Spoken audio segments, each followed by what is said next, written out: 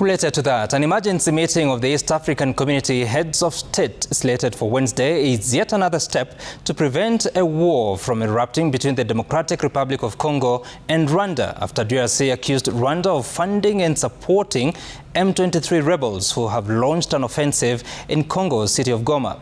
The mineral-rich East is, however, not new to conflict, which has lasted for more than 30 years. Emmanuel Tot traces back this 3 decades-long conflict that is both historical and caused by the scramble for minerals along the DRC-Rwanda border. It has been a war zone for more than 30 years.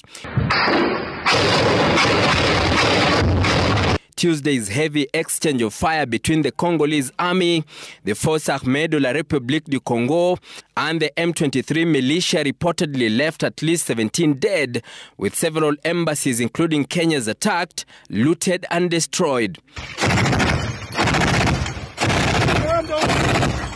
The Congolese troops and the peacekeeping missions, led by the United Nations and the South African Development Community SADC, Tuesday launching an offensive to repel the rebels out of the strategic eastern city of Goma.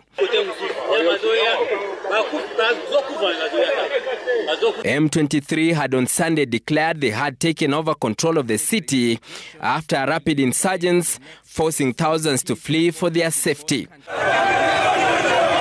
President William Ruto, who has convened an emergency session of the East African Community Wednesday, terming the conflict as very complex. This is a situation that has festered for 30-40 years. We've had a UN peacekeeping mission there for the last 20 years.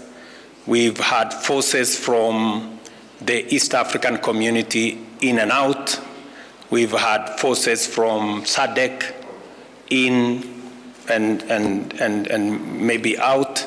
So there is a complicated situation there. The complex conflict dates back to the 1994 Rwandan genocide, where about 1 million people, the vast majority from the Tutsis community, were killed by ethnic Hutu extremists. The Tutsis-led rebels, commanded by the current Rwandan President Paul Kagame, regrouped and forced the Hutus to flee across the border to DR Congo. The movement of Hutus to DRC, however, stoked ethnic tensions as a marginalized Tutsi group in the East Congo, known as the Banyamulenge, felt threatened by the influx of the Hutus and launched a pushback, the war leading to the formation of militia groups. The Hutu, now in DRC, formed the Democratic Forces for the Liberation of Rwanda, FDLR, while the Tutsis in DRC formed several militia groups which have mutated to the present-day M23. The Tutsi-led M23, who coined their name from a peace agreement that was signed on the 23rd of March 2009, were however contained after several interventions, including by the United Nations Organization Stabilization Mission in the Democratic Republic of the Congo, MONUSCO.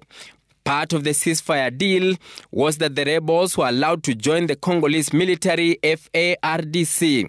The war would then take a 10-year break. However, in 2022, M23 resurfaced again after complaining of being shortchanged in the army. The Nairobi peace process, which saw the East African Community Regional Force, ECRAF, commandeered by Kenya troops, take over the peacekeeping mission, bore some fruits, but the operations of the force were wound up after complaints from DRC President Felix Tshisekedi. Part of the lamentations included accusations that Rwanda had about 4,000 troops, which were fighting alongside the M23.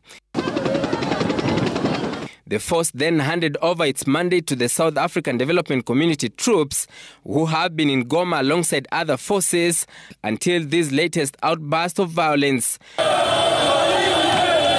Apart from the historical ethnic conflict, it is also believed that although it is not the primary cause of conflict, the mineral deposits in Goma could have fueled the protracted war. Located in the border with Rwanda and the shores of Lake Kivu, Goma is a strategic trading and transport hub that is closer with those dealing with minerals, including iron, gold, tin and coltan. It is not clear yet whether both President Felix Tshisekedi of DRC and Paul Kagame of Rwanda will attend the meeting, which has been called to try to silence the guns. I have discussed the summit meeting for Wednesday, both with President Paul Kagame and President Felix Tshisekedi, and both of them have confirmed their participation in the summit. Although Wednesday's meeting may not bring an instant end to the 3 decades of conflict, it may just prevent it from tipping over into a full-blown war between Rwanda and DRC. Emmanuel Toh, Citizen TV, Nairobi.